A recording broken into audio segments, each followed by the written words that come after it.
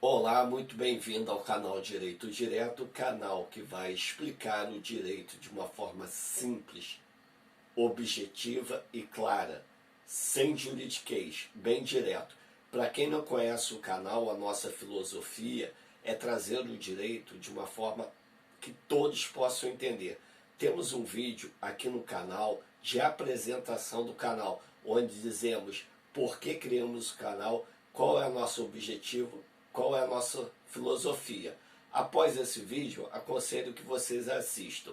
O vídeo de hoje falaremos sobre união estável. É o segundo vídeo sobre esse tema, mas ele não é obrigatoriamente um vídeo que dependa do vídeo anterior. Você pode ver esse vídeo sem problema nenhum e depois assistir o vídeo 1.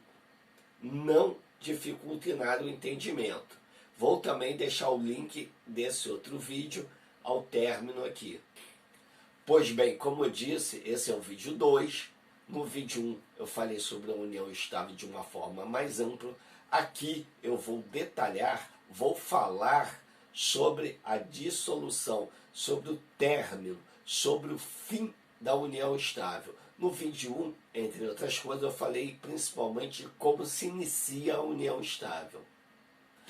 Bom, um pequeno resumo do vídeo anterior, precisamos falar um pouquinho do começo para você entender do término aqui da união estável.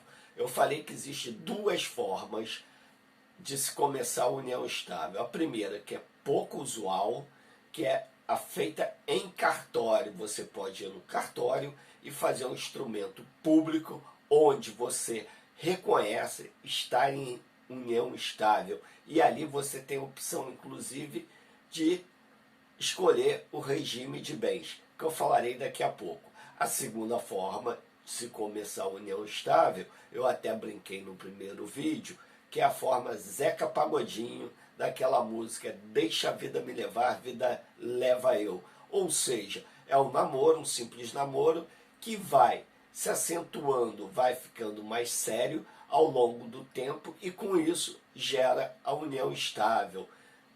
Lá no vídeo 1 eu citei características, né? Dei até um exemplo de como isso pode acontecer. Bom, não posso ficar falando muito sobre isso, vamos ao término. Ao término, como é que termina a união estável? Como se dissolve essa união?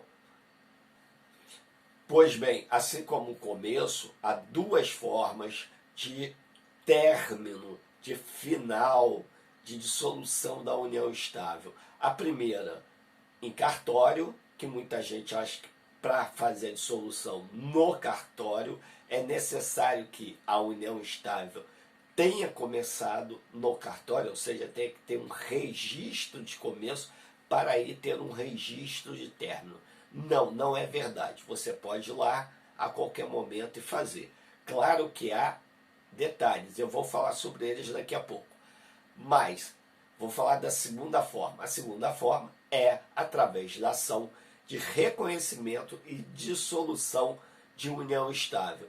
Aliás, aqui vários colegas cometem um erro grotesco, que é o erro de propoção de dissolução de união estável, quando a ação correta é de reconhecimento e dissolução, a menos que ela tenha um reconhecimento, um começo em cartório. Aí sim eu posso propor só dissolução.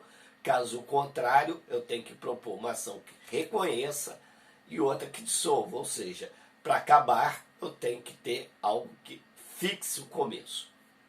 Bom, dito as duas modalidades, as duas formas de término, eu vou falar agora sobre cada uma. Bom, no cartório, qualquer um pode fazer?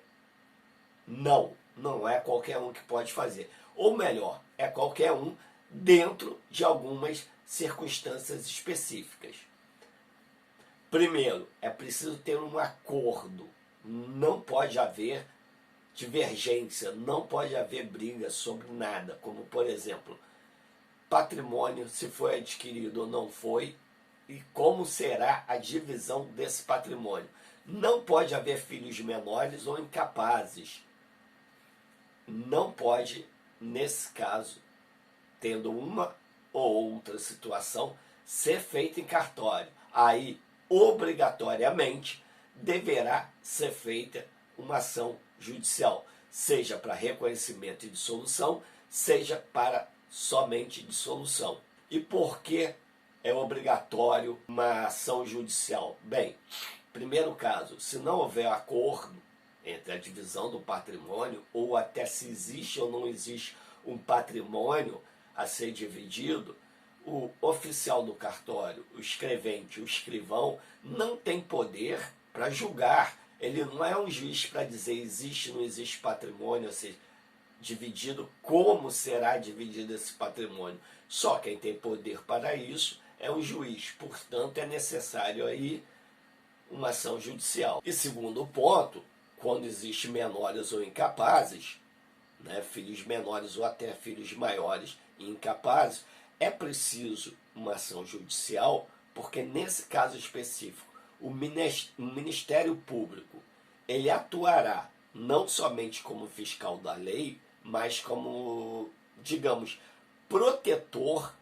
do interesse desse vulnerável, desse fragilizado, desse incapaz, para que o acordo entre os companheiros, ou melhor, entre os ex-companheiros que estão ali propondo a dissolução, não venha ferir direito deles, né, direitos patrimoniais deles futuros.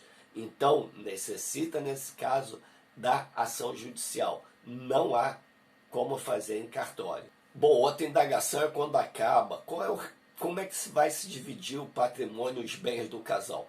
Primeiro, é bom que se fale que no cartório, quando é feito a união estável, a certidão de uma união estável, no cartório você pode optar pelos regimes de bens, ou seja, o regime de partilha de patrimônio de bens ao término, que seria o da comunhão total, pouco usual, da separação total, também pouco usual, e do aquesto. Esse, então, me parece uma ficção do direito. Nunca vi e nunca soube de alguém que tenha visto esse tipo de regime. E o mais usual, o da comunhão parcial. Ora, na prática, 99% das pessoas optam, seja por realmente escolher a comunhão parcial, ou seja, caso não haja escolha, o nosso direito adota esse regime da comunhão parcial de bens. Ou seja, o patrimônio adquirido durante a constância do relacionamento, durante a constância da união estável, será dividido meio a meio, ou seja, 50% para cada um. Mas, atenção, não é qualquer patrimônio, como por exemplo, quando se ganha uma herança, ela não vai integrar o patrimônio do companheiro. E também tem que se entender, patrimônio não só como aquele que foi comprado durante a união, mas também aqueles acréscimos patrimoniais, aquela coisa que ganhou um valor maior durante a união. Vou citar aqui um exemplo. Um dos companheiros, antes da união estável, tinha um automóvel que valia 30 mil. Ao final, ao término da união, ele tem ali um automóvel que vale 50 mil. O que será dividido? Muita gente se equivoca em pensar que o carro tem que ser dividido, ou o valor do carro, 50 mil, tem que ser dividido 25 para um, 25 para outro. É um engano, não é assim que se faz.